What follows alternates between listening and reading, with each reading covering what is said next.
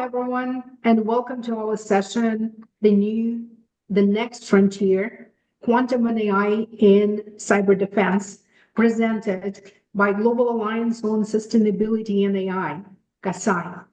I'm Helen Teplitskaia, the founder and president of GASAI, and I'm thrilled to celebrate our first anniversary with you today. For those interested, our website at GASAI.ai is a great resource for getting involved. We stand at a crucial crossroads in cybersecurity, with projections indicating that cybercrime could escalate to an astonishing $1 trillion monthly by 2031, up from $1 trillion annually in 2020. The need for innovation and decisive action is vital.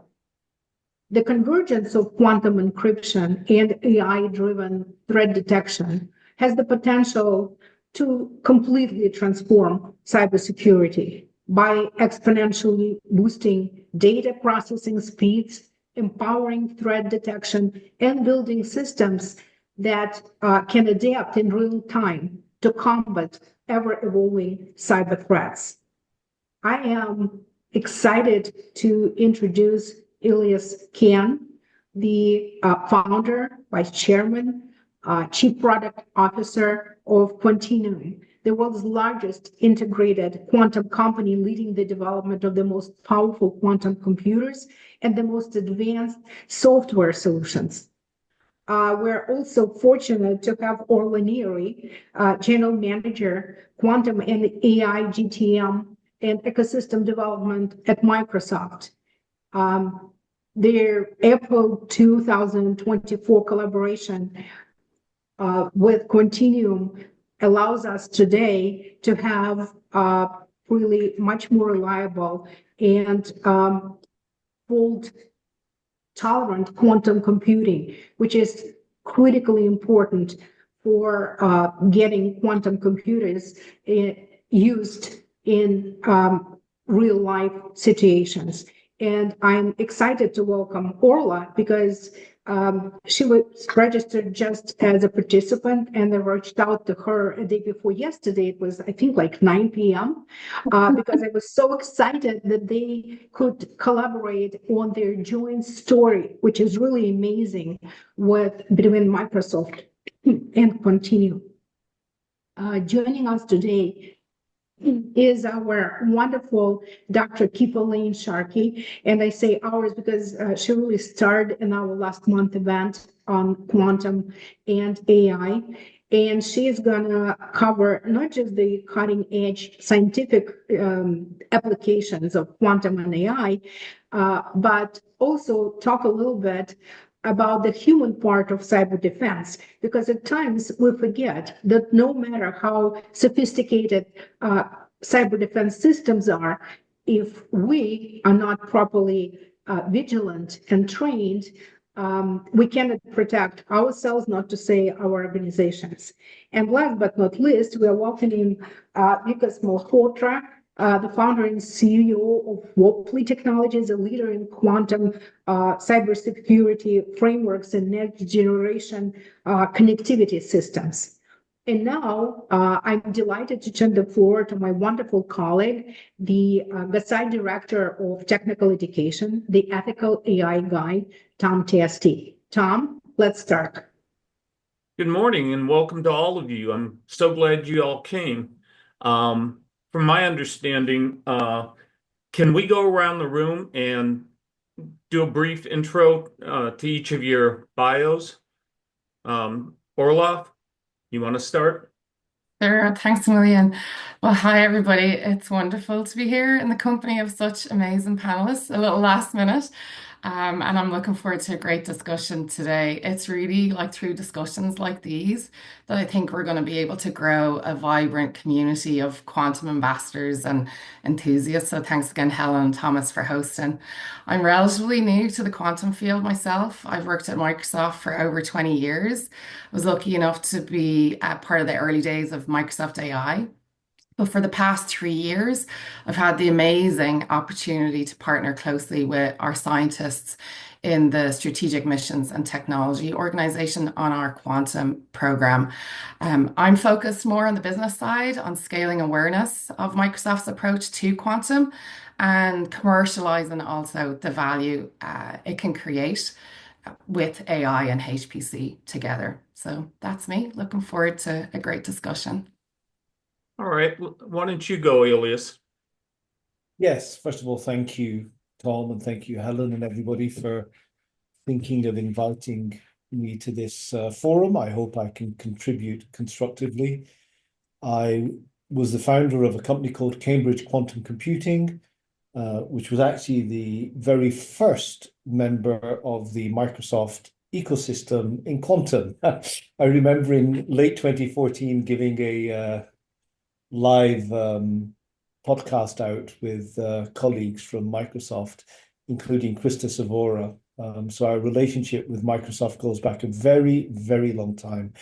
In addition to being the founder of Cambridge Quantum, which then eventually merged and acquired the quantum computing manufacturing side of the Honeywell business, which is why today we're known as Quantinuum. There was a name change at the time of the merger. I'm also the chief product officer within the company. I, in addition, was the founding chairman of the Topos Institute in Berkeley. The Topos Institute, which I think is known to many of you, was established in order to speak openly about technology for the public good. It's a not-for-profit organization that has grown over the last 6 years to be one of the largest of its kind. I think it probably is the largest of its kind now in the world. And it is something which I think may have some relevance here today. Finally, my background was that I was at Cambridge. I was the chairman of the Stephen Hawking Foundation. The company I founded was an inspiration of Stephen at the time. And this is something which we can talk about later. So thank you again, Tom and Helen. All right, Dr. Keeper. Hello, everyone. It's good to be here with such a panel group. Very excited to share the stage with Microsoft and Quantinuum today. I come on the other side of sort of the technology in the sense that I work on algorithms, traditionally with classical algorithms for computational chemistry. I do have my own startup company. Well, I call it a startup, but it's really no longer a startup anymore. It's Ode L3C. And it's a social enterprise. Have worked on education, writing books, doing outreach, going to conferences, things like that, and also some product development. I migrated into cybersecurity based on the idea of understanding algorithms as it relates to post-quantum cryptography, encryption techniques, and so on and so forth. And right now, I'm leading a group at IEEE for a standards body, which is P1947, standards for a quantum cybersecurity framework that, thanks to Vikas, who you'll hear from next, helped support that effort and getting that going. So that's a 4-year effort now. And I'm also a part of the InfraGard, which stands for Infrastructure Guardians, that I run a cross-sector council on quantum technologies and cybersecurity. That really links together the 16 critical infrastructure sectors as defined by CISA, and understanding how we can be using quantum technologies to fortify the critical infrastructure sectors amongst the stakeholders in the industry and the members of InfraGard. Okay, Vikas. Hello, everyone. And I really am very thankful for being invited over here, and very honored to be here and share the stage with the luminaries over here. Thank you so much. As far as I'm concerned, I have about 30 years of experience in the digital industry, what we have come to know of in digital industry. I work for some of the big companies, including Microsoft, for about 15 years. So in the past.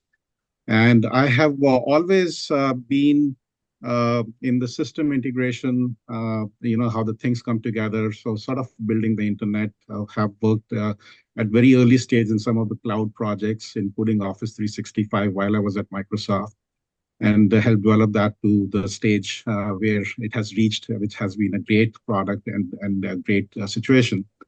However, about 4 years or so ago, I became very disenchanted with the state of affairs of our architectures.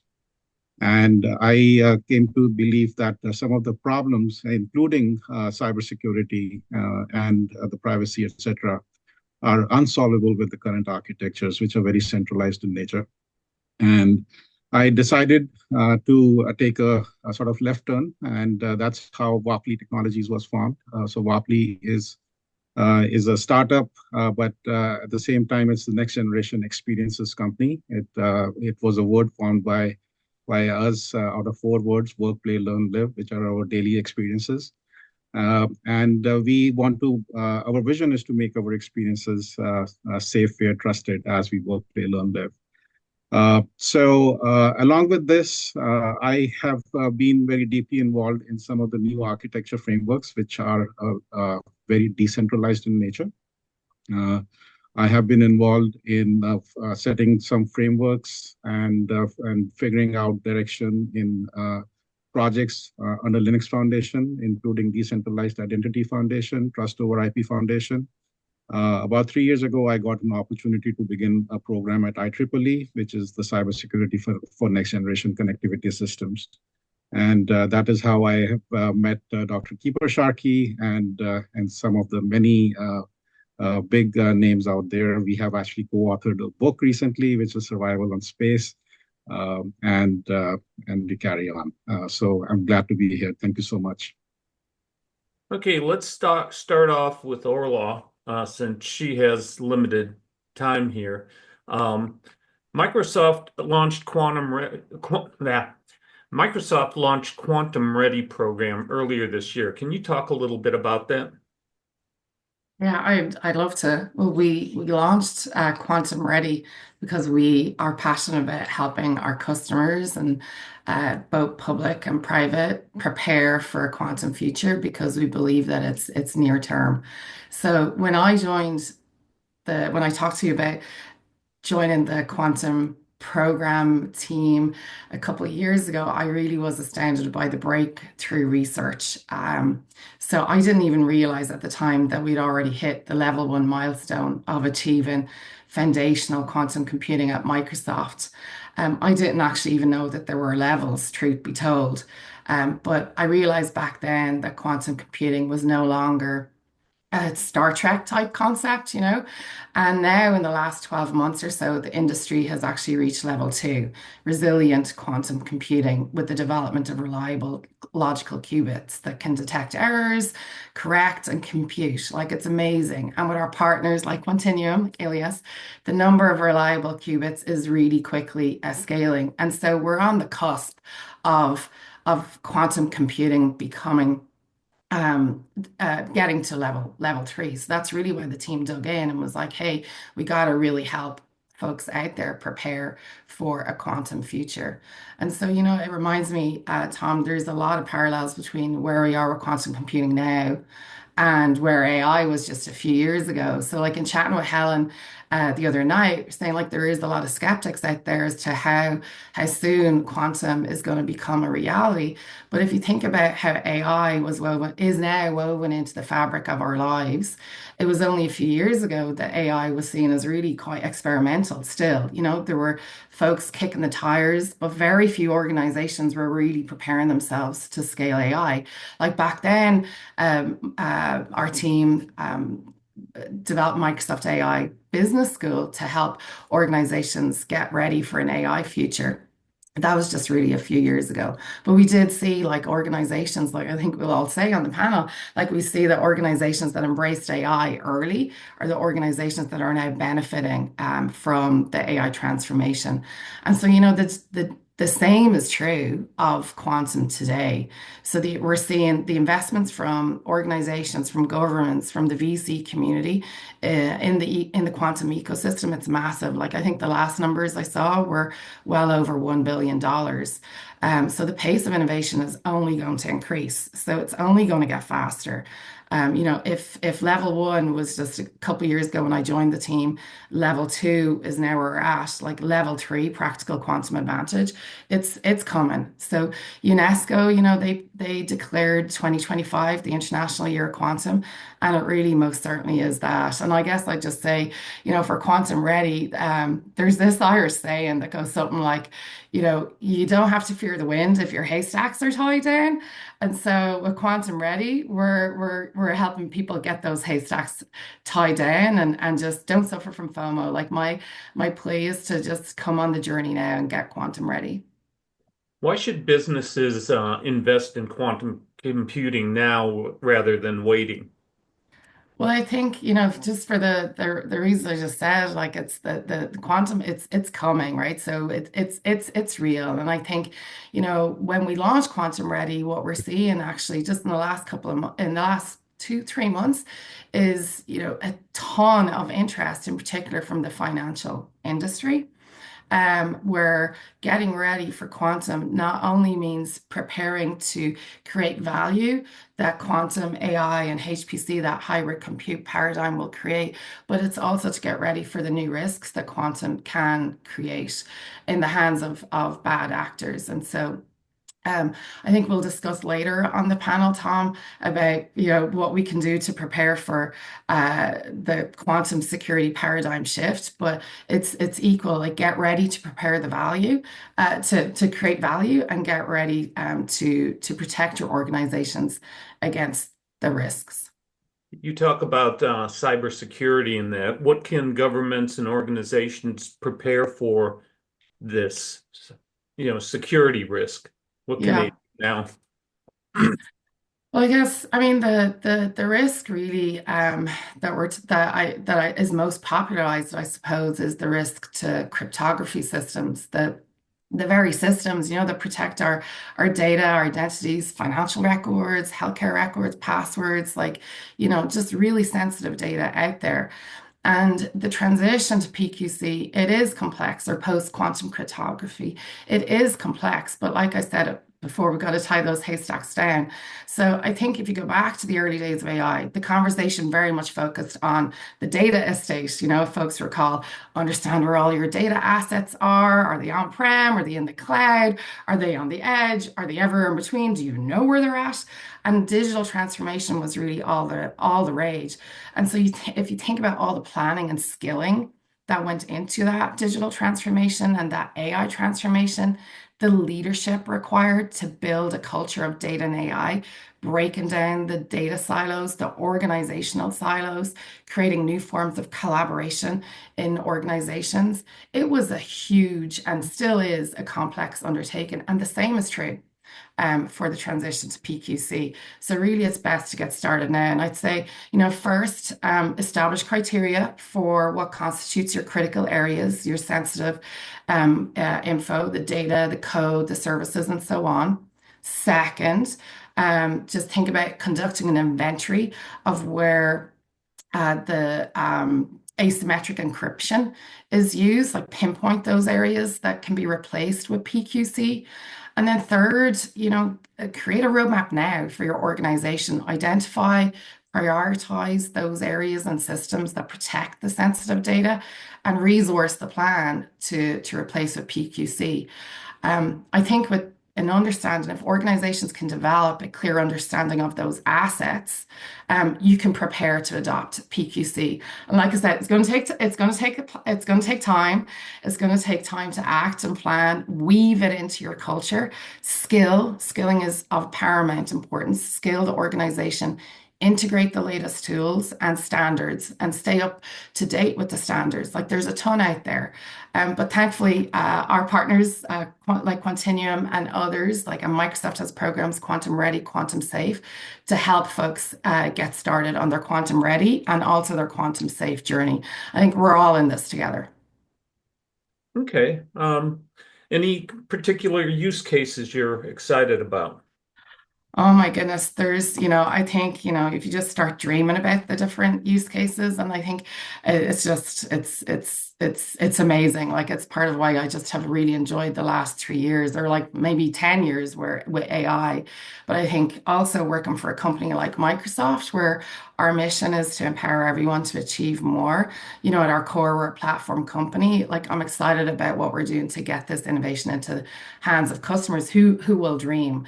You know, like we're already seeing benefits from just AI and HPC together, and just AI alone, honestly. So like last year, I don't know if folks realized last year, you know, Microsoft partnered with a team in one of the labs at the US Department of Energy, where we found a better battery electrolyte using AI.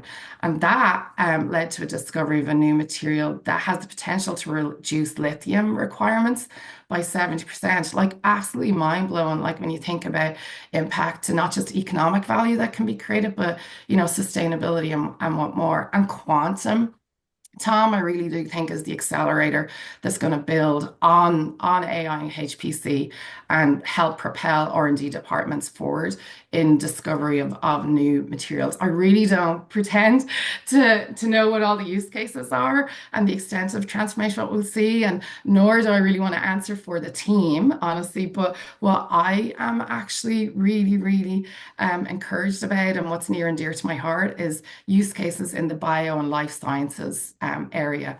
I'll just tell like personal anecdote and why it's near and dear to my heart. Like both my sons, weirdly, like it's, I mean, I don't know what the chances of this are, but what both of them were diagnosed about 7, 8 years ago with a form of retinal dystrophy. And so it's a condition, you know, that can lead to blindness, like tunnel vision. Dystrophy, it's difficult to predict when or even if they will actually go blind.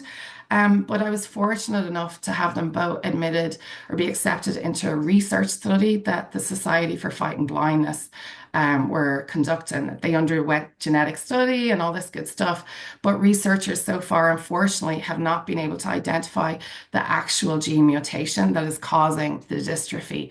But you know, the closer I am to the scientists in Microsoft, but then in the ecosystem, the passion that I see in the scientist community to solve some of these big problems, like I'm just really confident that they're gonna find a solution, for be it drug therapy, gene therapy, or whatever it is. And that's why I just kind of going back to one of your earlier questions, like why now? Why get ready now?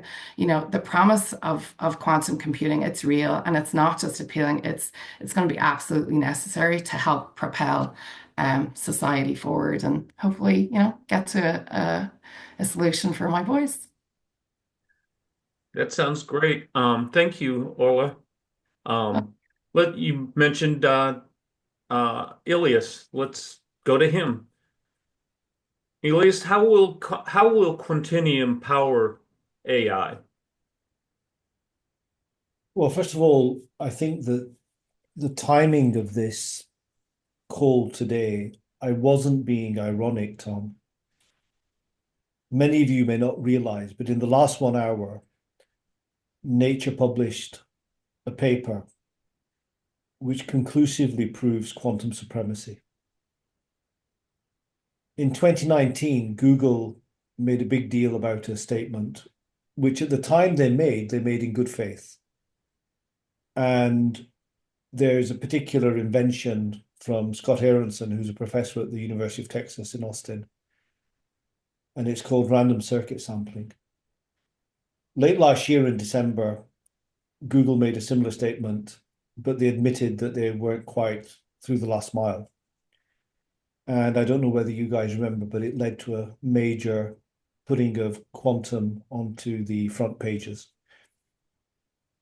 Today, we confirmed in partnership with JP Morgan and with Argonne National Labs and with Oak Ridge, an experiment that conclusively proves that a quantum computer can do something meaningful, not just scientifically, theoretically possible in the future.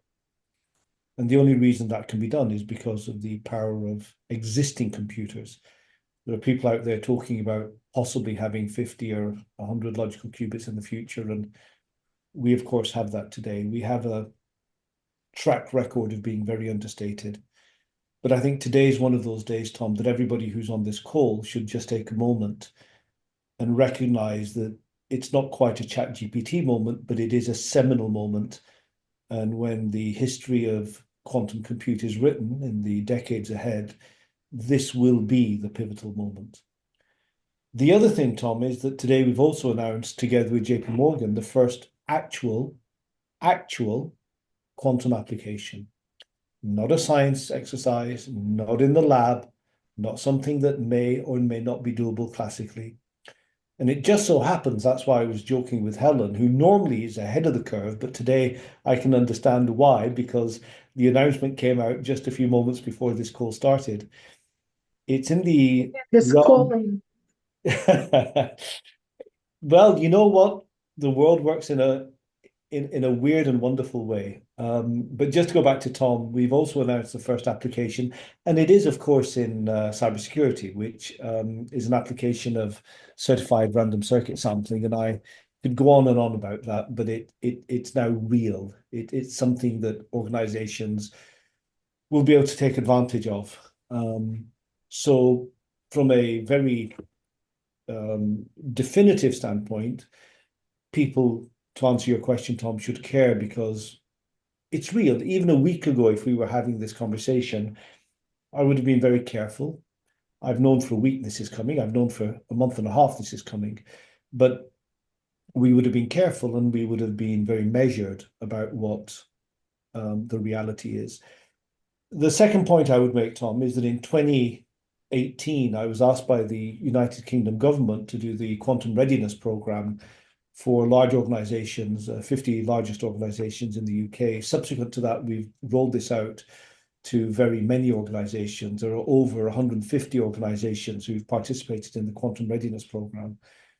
In fact, in the United Kingdom, in the early days, one of our partners was Microsoft.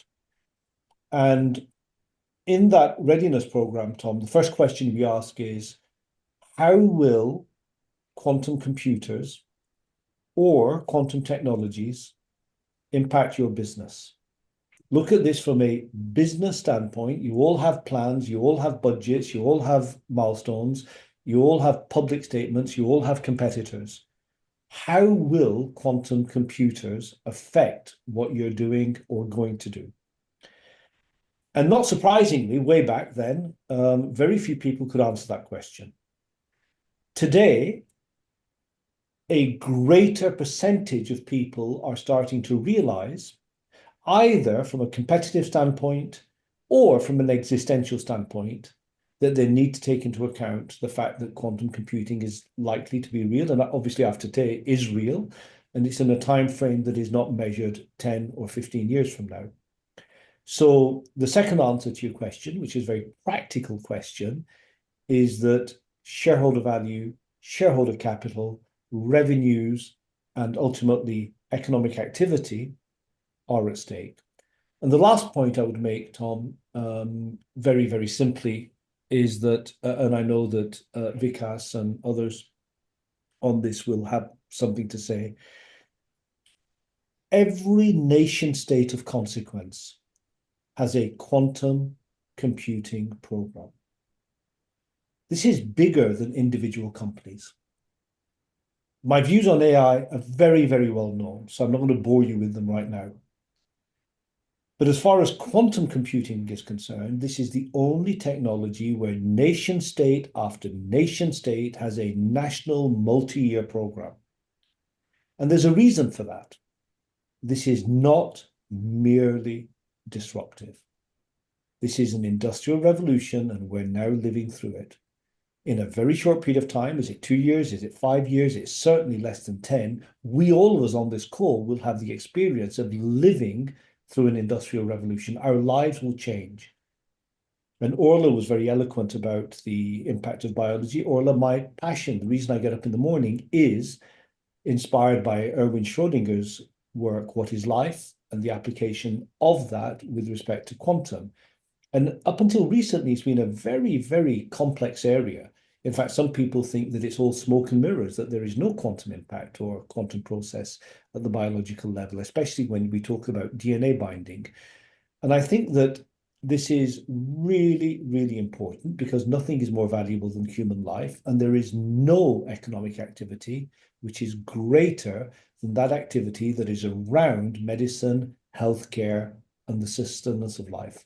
So that's my last point, and I hope that that makes a little bit of sense. Well, as you said, we're going through an industrial revolution of sorts. Why is this shift happening now? I actually don't know the answer to that, really. I could speculate. I think every single person on this call has an answer which is as good as mine. And I have the privilege of being in this firing line. I have a policy, Tom, of never speculating on an answer if I don't know what it is. If you would like my opinion, I mean, I don't have an answer. I can certainly give you an opinion, but it is subjective. Would you like that, or? Yes, please. So with the caveat, therefore, that this is subjective and an opinion, I think the reason why it's becoming relevant now is a combination of two things. There are many, many factors, but in my opinion, two critical things. We have a computer today that cannot be simulated classically, a quantum computer. That has never happened before. There's no other roadmap that anticipates this for many years. So this single quantum computer that cannot be simulated is beginning to show results that people had either anticipated or discounted as arm waving. We get used to massive amounts of arm waving, so we just shrug our shoulders and we say, oh yeah, another claim. But actually, it's now no longer a claim. What I described earlier a few moments ago, the quantum supremacy disclosure and the first application, was only made possible because we now have a machine. So that's the first reason. It's converting into a reality. There are other companies that are some time away from having this computer, but they will get there, in my opinion, in 3 or 4 years' time. But we're there today. So that's one reason. And governments, Tom, have privileged access, as you know, to these machines. And let's not beat about the bush. Governments have privileged access, particularly the United States government. All the machines that are in the public domain that are accessed by these platforms are not in a position that they cannot be simulated. They can be simulated often by this. The second reason, which I think is more economically existential, is that we have seen the impact of, should we say, vision applied to the remarkable advances of neural networks, which are let loose on large databases, and where statistical correlations can then be taken and reported back in a human-like form. I'm talking about natural language. I'm particularly focused on language. And I think that that has allowed this bridging, and Microsoft talked about this as well, this bridging of a quantum computer and a classical computer. And in fact, I'm going to quote Microsoft again. Jason Zander, a year ago, at the end of an experiment I was doing with him and his colleagues, said that if we have a quantum supercomputer, where the elements, Tom, are a quantum processing unit, a large language model or a code LLM, and a high-performance cluster, GPUs, or possibly some other form of supercompute. If we have that combination, and if the power of the quantum processor is at a particular level, then we start to see things that cannot be done by AI, and which, if we waited only for quantum, would be some years hence. Now, a lot of people have started to realize the limitations of AI. And so just in the last 6 months, people have started to think about, when will that quantum supercomputer exist? And they're beginning to realize that it perhaps isn't that far down the road. So my opinion is that the winds of change are being blown by the pantheon of gods, where wind is generated. You and I flap our arms around, and we're not going to generate any wind. So these winds are being generated because the pantheon has realized that this is shifting. China, Japan, the United Kingdom, Germany, France, and of course, the United States. Anyway, I'll stop there because I'm sure others have an opinion. Well, one last question. From a real world effect, how will quantum computing affect daily life, affect cybersecurity? In what period? Oh, in the next couple of years. Oh gosh, I think it's look, I think this is not in the, I mean, so okay, so cybersecurity, I mean, there's some incredible people on this panel, so I'll leave the detailed explanation to them. But cybersecurity is really nothing more than locks and keys. In the days when Achilles and Agamemnon were surrounding Troy, they were sending messages that were encrypted, and they were no different in principle than what we're doing today. There was locks and keys. And the vulnerability of the lock, which is algorithmically determined, has long been established. The question is whether a combination of non-deterministic algorithms can take the place of the deterministic algorithms, and or the algorithms that form the suite of things that NIST has publicly put forward as post-quantum algorithms can be paired with true quantum mechanically generated non-deterministic randomness. And so therefore, I think that in the very short term, it's a bit like, Tom, I'm old enough to remember when seatbelts were neither obligatory nor often in a car. And today you wouldn't dream of getting in a car without a seatbelt. Within the next 3 or 4 years, and I think it's going to be less than that, almost all seeds generating cybersecurity keys will be non-deterministic. They'll be taken from maximal physical randomness, none of this pseudo rubbish, and that will affect all of us in a positive way. And it's the first building block when aligned with the PQE algorithms in creating a quantum secure method. That's one area. And that's this year and next and the year after. And our announcement today is the first proof of that. The second area, if I may be so brave, is in drug delivery. The one sentence on that is that we, a while back, we, meaning the world, I think Keeper is probably more educated on this than I am. I'm just telling you what I'm aware of. There's something called a metallic organic framework, which is interesting for catalysis. And most people were looking at this in the context of carbon sequestration. And we had created a process, like a menu, if you like, which we own, but on behalf of Total for this sequestration. Last year, there was some work done that showed that MOFs could be used in drug delivery because we're very inefficient in the efficacy of the compound. We quite often lose advantage because the same delivery compound will have a different impact on you than it would on me. And in addition, it's almost always suboptimal. So if you can maximize the way in which you design from the molecule upward what is happening in that catalysis, then you are far more effective, even for stuff like ibuprofen, etc. I believe, over the course of the next 24 months, this MOF program, the beta customers have already been announced, will be delivering this to the real world. So those are two examples which I'll give. But I really do think, Tom, that there are better people on this panel than I on cybersecurity, and certainly in the form of Keeper on quantum chemistry. I'm not a computational chemist. I'm merely a mathematician. All right, thank you, Ilyas. Speaking of which, Dr. Keeper, how do you define your quantum advantage, and what does it mean for gaining a speed up for cracking encryption?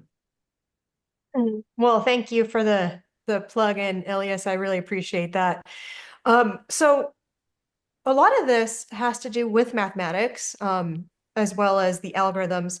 So when it comes to a quantum advantage, we want to be able to calculate something that we can't really do with a supercomputer because it's intractable on a supercomputer. And so we have to look at the complexity behind algorithms. And generally speaking, most people don't really think about complexity. In terms of chemistry, quantum mechanics, when it was first developed in the early 1900s by the founding fathers of quantum, I call it, they made an approximation that reduced the complexity from factorially dependent problems down to something a little bit more manageable, to where we could wrap our minds around what, quantum is, or how we're going to simulate stuff. And it really has to do with a mass approximation, basically saying that nuclei and electrons have different masses. So we're going to calculate an electronic problem, and then we're going to treat nuclei classically, which actually forms a problem when addressing problems like what Ilyas said when it comes to strongly correlated metal systems, and understanding catalysis. A really important problem that's in the chemical industry is understanding better nitrogen fixation.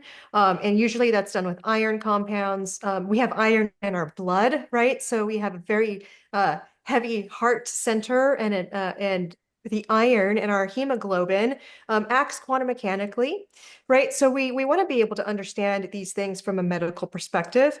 Another example that I like to talk about in terms of quantum is lithium being used as a medicine.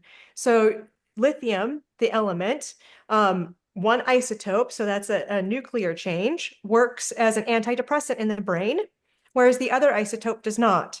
And that has to do with not only the nuclear effects and the change of the mass, but it also has to do with the spin of the nuclei due to that change in mass. And so the spin is this quantum mechanical property that we really don't understand or have a sort of classical equivalent to be able to describe it, but we can feel it, right? So you can feel magnets, you can feel the magnetism behind some of these things. Okay, so back to the complexity and how does this all relate to, cybersecurity? So quantum and the quantum advantage allows us to recast a problem from the classical problem into a way where we get a speed up, right? So quantum computers are generally slower than supercomputers because supercomputers have been developed for so many years. They're optimized to do this parallel processing and sequential computing. But with a quantum computer, we actually have access to a new kind of space called the superposition, right? The superposition of a qubit. And that superposition principle allows us a lot more flexibility in being able to access a more diverse computational space. And so these post-quantum cryptography algorithms are trying to circumvent that access to a larger computational space. So we do need quite a few number of qubits in order to get this advantage. And I always refer people to the MIT calculator for quantum advantage. They have this quantum economic advantage. So not only do they look at when do you have a quantum advantage, but also when do you have an economic advantage, because quantum computers are very costly to put together right now, right? So you also want to know, when is that quantum computer going to be economically viable to create and have an advantage. And it's on the horizon. For many problems, this is right around the corner. 2, 3, 5 years. Some other problems could be as far out as 2050, so we're not quite there yet in terms of building these quantum computers. But there's so much work that's being done in the cybersecurity. So the threats that we're seeing right now in terms of steal data now and decrypt later is going to come sooner, I think, than most people think. I think that we're going to be able to decrypt all of this information in the next few years for sure. And so we have to understand, how are we protecting people from their data being stolen just in general, right? And we have to, this is a humanistic perspective. This isn't just going to affect your companies, but this could affect your elderly grandparents, your children using devices. They could click on something you aren't even aware of, and the next thing you know, they have all of your information, and then you're being financially extorted by some kind of group that is going to destroy your life over money, right? And this happens not only, on the corporate level. So this isn't just taking place, with cities and government infrastructures, but this is actually, in people's lives, personal lives, right? So it's a huge humanity effort that we have to think about when it comes to protecting people now. And so the human is the most vulnerable point in any system. And so we really have to do the education on getting people to have a better understanding of what it is that they're doing on a computer, and try not to have these leaks happen in the first place. But in terms of, cybersecurity, generally speaking, I like to think about not just encryption and algorithms and the complexity and the quantum advantage, but I also like to think how the quantum mechanics can protect these systems. So what are we doing with quantum key distribution? Ilyas mentioned JP Morgan. They are a great example for leading the way when it comes to QKD in space, secure communications, specifically around financial transactions. And they had a really good experiment a few years ago where they're working on building a blockchain in space. So they're one of the leaders, and I think it's really important to highlight their work. But also, how can we be using quantum sensors to understand how we can be fortifying and protecting systems, not just from GPS spoofing and jamming perspective, but also timing, right? So we want to be able to say that we did that thing that we did at that time, and that somebody can't fake that transaction, right? And so yeah, it all comes together in one big picture, right? And I can take the next question with that. That was a mouthful. I know. Can I ask a question, Tom? Tom, am I allowed to ask a question of Keeper? Mm-hmm. Keeper, Sure. do you have a view on the Schrödinger position, which is that I'm not talking about Penrose now, but do you have a view on these photon interactions between the two DNA strands and the quantum mechanical impact there, and whether in fact quantum computers, in the same way as they affect chemistry, will be able to affect biology?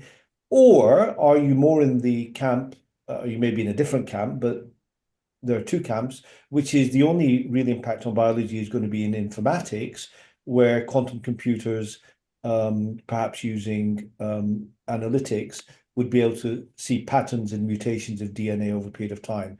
The latter, of course, has been talked about a lot, but I wonder if you have an opinion on the former, which is the impact directly on biology in terms of first principles. Yes. So this is an awesome question, and I really appreciate it. So when I think of chemistry, nuclei, electrons, what I'm thinking about is the mass. And a term that people don't really talk about is a mathematical expression. It's called the mass polarization. So all of these nuclei and electrons, when they're wiggling around each other and floating in space and everything, what they're actually doing is acting like little tiny filters, right? So when you bring in the light, how does the light interact with filters? Now, this is a classic experiment and in fact, this is basically the principles behind QKD. Okay, so you basically have a schematic where you're going to be sending photons of light through filters, reorienting them, and then measuring their outputs, right? That's the exact same thing that's happening on the chemical level within our bodies, um, and within the chemistry and photosynthesis. This is happening with how plants interpret the light coming in, right? And but our fundamental understanding of the mass approximation that was created by Bohr and Oppenheimer cap us in that understanding, simply because it's a factorially dependent hard problem and not easy to describe. And many computational chemistry techniques try to overcome this factorially dependent problem by focusing their efforts on a very small subset of a chemical problem, right? So when you have this big DNA thing, a strand of maybe you don't care about the entire strand of DNA, but you do care about this certain sequence of amino acids that do create a particular orientation of spin and its interactions with the chemical around it. Another really good example is the potassium pump in muscles. So you need to get potassium, which is an ion, from one side to another in your muscles, or you get muscle fatigue. And the way this works is due to the overlap of the electrons in the potassium and the enzyme that gets the potassium through that tunnel, the potassium pump. But so understanding that electron density is really important in these systems in biology. So I think there's a lot of discoveries yet to be had when it comes to quantum biology. I do think that we will be able to even use uh, the computing of life. I like to think of this, the computing of life, right? So DNA is really actually a computer, computational system that encodes information and then has tasks, and these tasks are performed. I think there's still a lot to be learned there, because you can actually have many mistakes in DNA and still get the right output, right? We don't understand that process very well at this point. And maybe that's even true with encryption. Maybe we can actually have a lot of mistakes in our encryption, but still get the same results. I don't know. Looking at how DNA operates. So I'm so excited for the next 15 to 20 years when it comes to quantum mechanics, biological systems, medicine, and how a quantum computer that can represent these interactions can be leveraged to enhance our knowledge in a way we can't do so with a classical computer. Okay. Now, you work with algorithms and all that. How do these algorithms relate to AI, broadly speaking? And how can AI both enhance quantum and cybersecurity? Well, the suite of AI algorithms is very broad. So, the most popular right now, obviously, are the large language models, natural language processing, and because we want to be able to speak to a thing and then have it give us some output. Large language models are based on a different concept than quantum mechanics per se. They look at the Bayesian theorem, which is more of a classical probability than a quantum probability space. And so there's a bit of a difference there. And that's why you can ask a chat a question one day, it'll give you one answer, and the next day it'll give you something totally different, because the probability space is it's working off of that kind of probability. So when it comes to AI, though, I think there's a lot of mathematical tools that are used in quantum. For instance, the operators, right? So we need to create operators, and we have all of these different mathematical tools that can help us not only in the quantum, but in the AI. And so being able to bridge these operators from the AI and the quantum computing so that we can leverage that exponential compute space is really important, and being able to tie all that information. So the quantum information sciences, being able to convert classical information into quantum information and being able to process that. Right now, it's not so easy in a lot of ways, because we still have to have the classical step in simulation. So especially when it comes to chemistry, we still have to be able to compute a fairly accurate wave function representation before we plug it into a quantum computer, before we can run that and get an answer. So it's still a very hybrid scenario when it comes to quantum chemistry. And I feel like it'll be like that for a few years, especially as the quantum circuits are being developed, and the gate depth. That's one other issue with the quantum chemistry right now in the simulations, is that the gate depth is way too deep, if it will, to really be effective right now. And so we have to find smart ways to minimize the number of gates required to run a simulation for a very small system.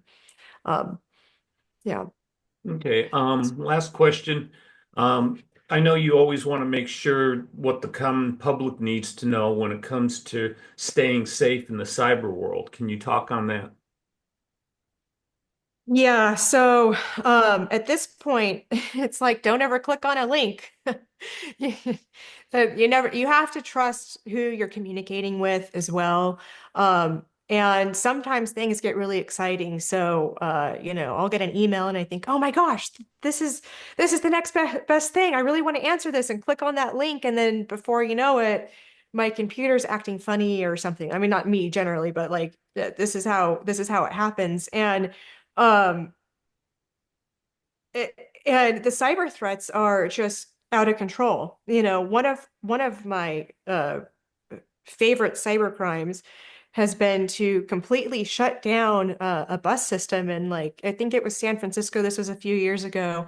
And so nobody could pay for a ride. So they were just letting the city offer free rides for the day until they got the problem figured out. But there was a ransom of millions of dollars for this, you know, and so there was kind of a social benefit in a way there, but you know, it didn't really impact the humanity in a negative sense, but it did impact the city and being able to get their payment system back up and running. Um, it's just so broad right now when it comes to people. And the scary thing about AI is that, you know, I really worry about elderly people who answer the phone and they think that it might be one particular person calling, right? Like their son or daughter, and saying that they need help, but it's really not them. It's an AI voice that's imitating them, right? And you know, elderly people answer the phone all the time, and they don't know who's calling, and they just keep talking into the phone, and their identity could be stolen, right? Just right out from underneath them on being able to recreate their voice. So there's a lot when it comes to education that I'm really worried about, because I don't think that we're handling it as well as we could be in terms of this public threat.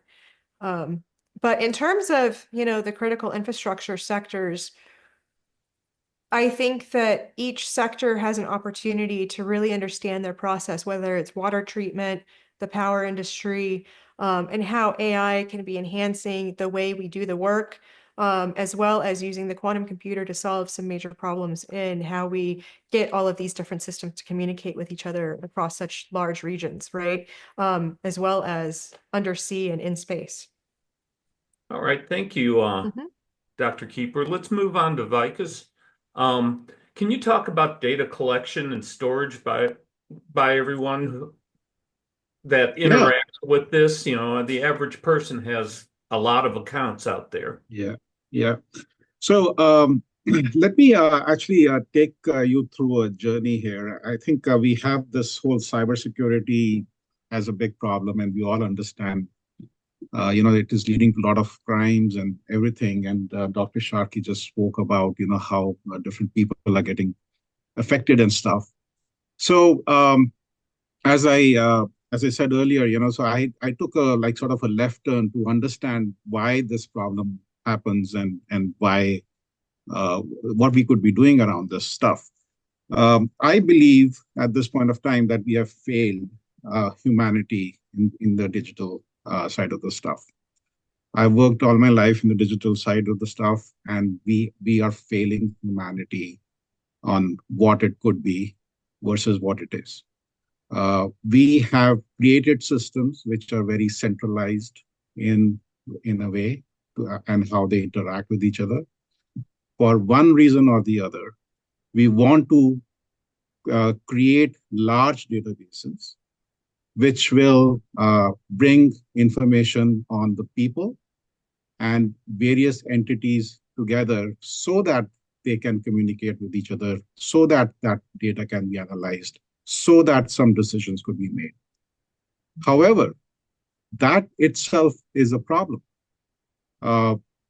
In today's world, wherever you go, Tom, myself, Ilyas, Orlagh, wherever we go, we are on a website, we are in our medical office, we are in a retail space, we are talking to somebody else. Everybody is collecting data on us. Essentially, they're creating a profile on us, which means that they are actually issuing an account for us. And then they hold that information on us, and it gets collected in those databases.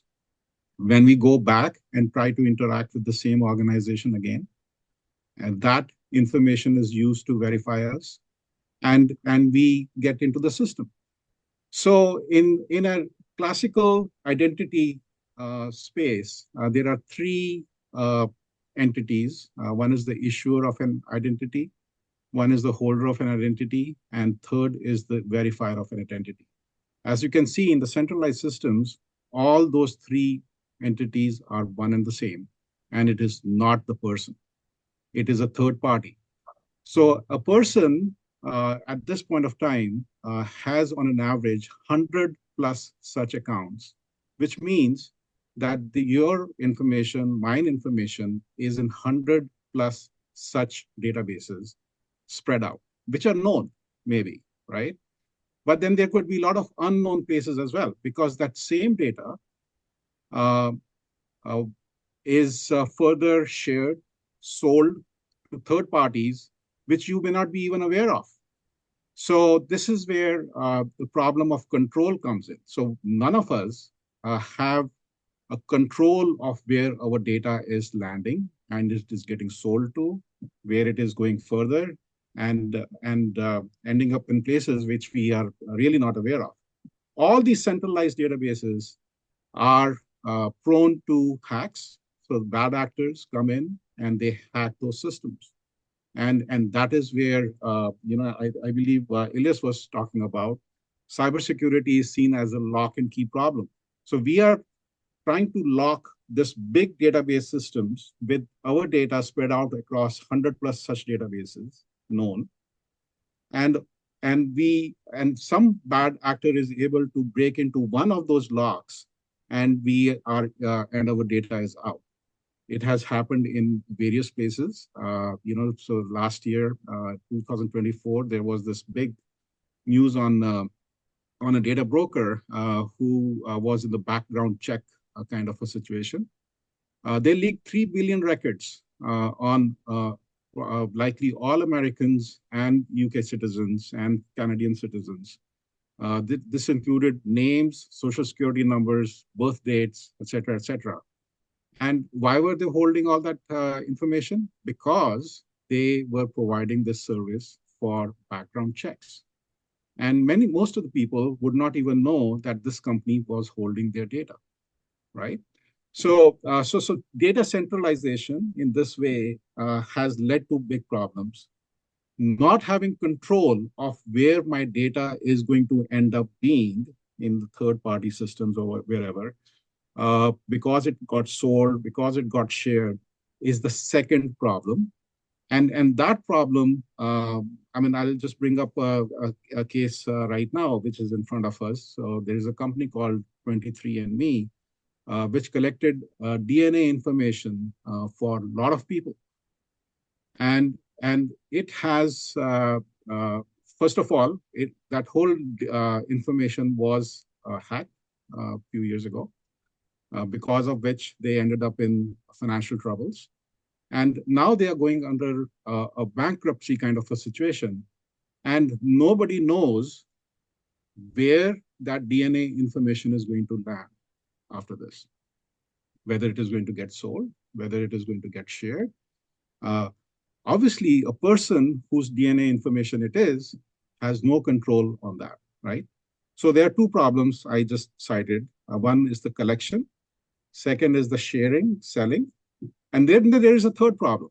Third problem is that given all this information that has been collected, and given all the new tooling like artificial intelligence systems that are coming up, people are able to create situations where a fake could be produced back to you.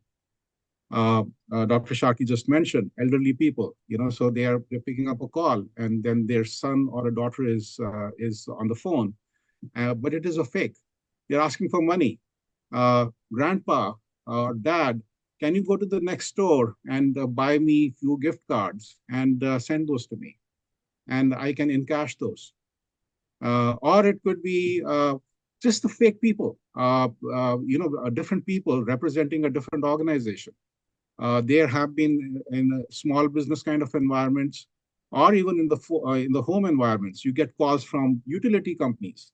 Your bill is past due, and this is, you got to pay this thing right now. And don't go on the website, by the way, to pay it. Otherwise, your utility is going to get cut off. But you do this thing, using this sort of cash vouchers, or go to the nearest ATM, transfer this thing and whatever, right? So, so third problem essentially is that we are unable to identify who and what we are interacting with. And that is the third problem. So number one, collection of large amounts of information and spread across lots of databases, which are known and unknown to us. Third, no control when that information goes further down, gets shared further, and is sold. Third, we do not know who we are interacting with. Whether it be an email, which comes in as a very benign email, excites us, we click on a link, and suddenly our system is behaving wrong, as Dr. Sharkey was saying earlier. Or whether it is a deepfake, or whether it is somebody representing something else. We just do not know who we are interacting with. This is the very reason why we have to look at this whole structure of how our cyberspace works, how our digital works, in a different way altogether. And this is where the decentralized architectures come into play. So I'll just take a pause there, Tom, I can go into explaining the decentralized architectures, but I will just take a pause over there. Yeah, I was going to ask, does the digital architecture need to be redesigned, and what do you see it being? Yeah. So that's exactly where I was going with this. Now, as I mentioned earlier, in a classical architecture, in today's architecture, what is happening is that we are getting issued accounts or information. Our profiles are getting created. Our information is with a third party during that time, and then when we go back, we get verified using the same information. So basically, the three entities in a digital identity architecture, which is the basis of any digital architecture, I would say, is one in the same party, and it is not the entity or the human being whose data it is. So in a decentralized architecture, what happens is there is an issuer of a identity or credentials. Then there is a holder of the credentials, which you can look at me as a human being. And then there's a verifier of the credentials, which is a third party. Issuer and verifier and the holder are three separate parties in this mix. Issuer and verifier do not have any direct connection with each other. Me, on the other hand, the holder, has my data in my hands, in my pocket, and I am able to do the transaction. I can get issued the credentials, and then my credentials can be verified by the third party without issuer and verifier sharing the same databases, right? Which is what is happening today. One of the reasons why the centralized databases exist is because issuer and verifier want to look at the data and be able to analyze it. Now, with the decentralized architecture, where some cryptography also comes into play, and there is a blockchain, some sort of a method to exchange the public key, an issuer is able to issue the credentials, holder is able to hold the credentials, and verifier is able to verify the credentials without them directly talking to the issuer and establish that trust. A classic example in this is of a motor vehicle's license. So motor vehicle's license gets issued by the DMV, and in a physical space we keep it in our wallet. And then let us say somebody wants to look at our driver's license, like a police person, they can verify that license given some sort of markers on it. So this is the physical way of transaction. In a digital transaction, when this thing would happen, the way is not to store that driver's license in each and every database, because that is what is happening right now. The way to do that is DMV issues a motor vehicle's license, which you might have heard the word MDL out there. So it is getting issued in many states in the United States and many other parts in the world as well. You hold this MDL in your pocket as a verifiable credential. And third party, a verifier, a police department, they can verify that MDL without actually having to share the same database as the issuer. So I just gave that as an example, but it could be applied to many scenarios like this: passports, visas, your names, your social security numbers, so all these kinds of credentials, birth certificates, which in today's world are getting copied, recopied wherever you go. You go and apply for your employment, let us say, after you get your degree. All the things that are needed, they are getting copied and being kept at your employer's place, right? By law or whatever the case is. This removes those kind of barriers and leads to less duplication of data, less centralization of data, and essentially still being able to do the verification and be able to do the transaction as we should be able to do. Okay, can our current systems handle the billions and trillions of digital objects out there? I would say the answer to that is no, Tom. And the primary reason is because the current systems are built with this assumption that in order for two things to be able to do the transaction, they have to be in the same database, or at least the two parties have to know about that thing, and they are able to either share that database, federate the database, or things like that. So there's an assumption that anybody out there, right, any entity out there, any IoT device out there, any thing that we are interacting with has to be in a database. And my theory is that that is not possible. Going to have we live in a decentralized world. We interact as decentralized human beings. Just look around you. Many of us have virtual backgrounds here, but look, your chair you're sitting on, the pen you're holding, the book that you're writing on, the computer you're interacting with, the books, bookshelf that Dr. Keeper has behind her. I'm just taking examples. These are all decentralized entities which we are interacting with. How will you make these things come into the same database and be able to interact? You need a decentralized architecture for these things to be able to interact with each other. And that applies to IoT in the digital space, or anything that you may come across which is sort of unknown in nature, right? Because you cannot assume that everything is going to be in a centralized or central database so that you can interact. This is where the value of the decentralized system comes in, and this assumption that this is the way it should be. So I believe the current digital architectures are actually an anomaly. So we have only done this thing in the last 30 to 40 years, and we have done it in a very centralized manner.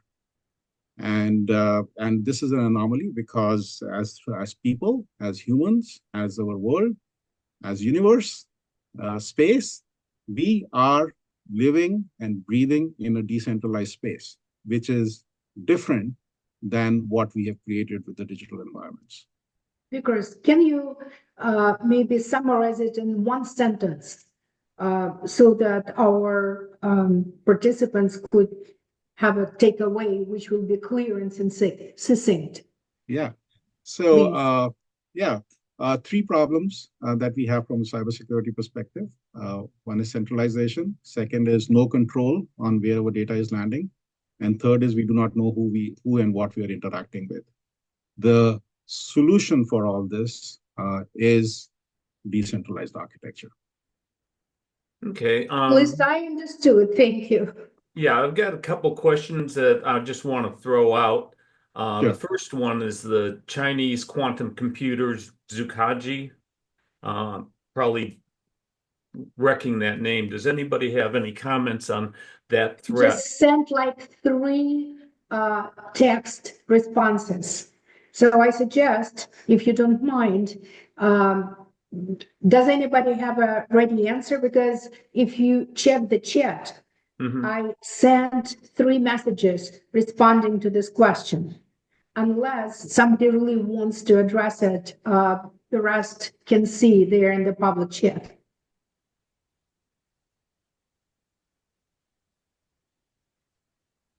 Any volunteers for Zukonji? I will excuse myself from this. How about you, Keeper? Dr. Sharkey? Nothing in particular right now, but I can take a look at the question and answer it offline. Well, basically, again, I don't want to repeat myself, but in summary, at least what I could digest, Zukonji is just, it's a Chinese quantum computer. Like any other quantum computer, as we already discussed today, it presents significant potential going forward, including cybersecurity field, as well as challenges, because cyber criminals can easily abuse the advantages that quantum computations have to offer, particularly in the crypto area, in sense of, the cryptology, or whatever best term for it shall be, can be cracked with the quantum computers. So this is a common threat, be it Zukonji or any other computer. The threats and opportunities presented by quantum computers are the same. It's probably going to be a competition between more and less powerful quantum computers. And is based at least on Quantinuum's website. As of now, they create most powerful quantum computers in the world. So hopefully, Quantinuum can defeat Zukonji once they will be in direct battle for cracking the codes. I don't know, does it make sense? Yeah, I think so. Helen last June was featured in Top Security News, and one of the things that she mentioned in the interview was basically talking about intellectual property and data privacy. Does anybody want to talk about how that will be affected by quantum AI? Is this question addressed to me, Tom, or our panel? Our panel. But you can answer it if you want. Well, I would rather refer to Top Cyber News magazine publication. It's available online. And if anybody is interested, there is my interview there and an article I wrote about using the cybersecurity ecosystem, to protect against cyber threats, but particularly in the global financial ecosystem. So I would defer to the panel. Otherwise, I'd rather refer to my article and the interview to save time, because I'd really love for us to be more dynamic and maybe answer some questions and have a wrap up so that our participants will walk away with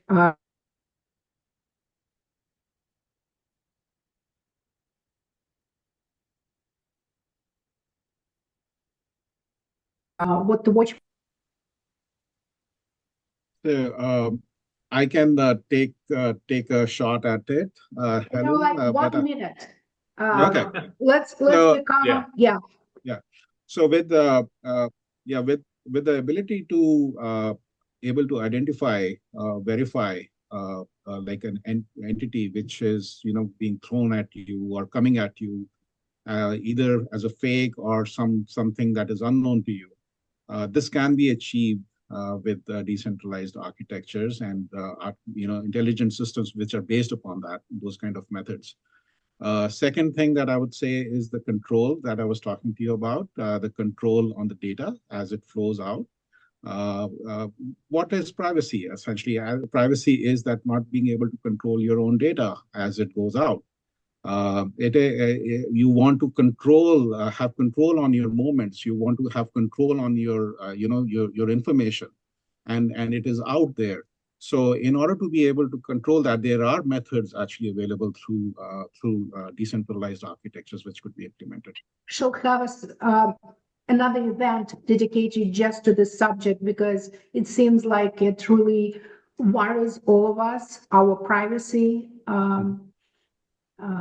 But if you ask me, I can share that as of now, I don't see how it can be happening. I don't believe it is no longer possible.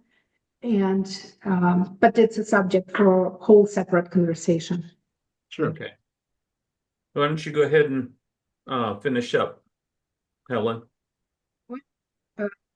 I can only gratefully repeat what Ilyas said in the beginning. Without bragging, he named me an oracle, right? When we were just launching our conversation. And I feel really elated, immensely proud that we caught a moment of such a breakthrough.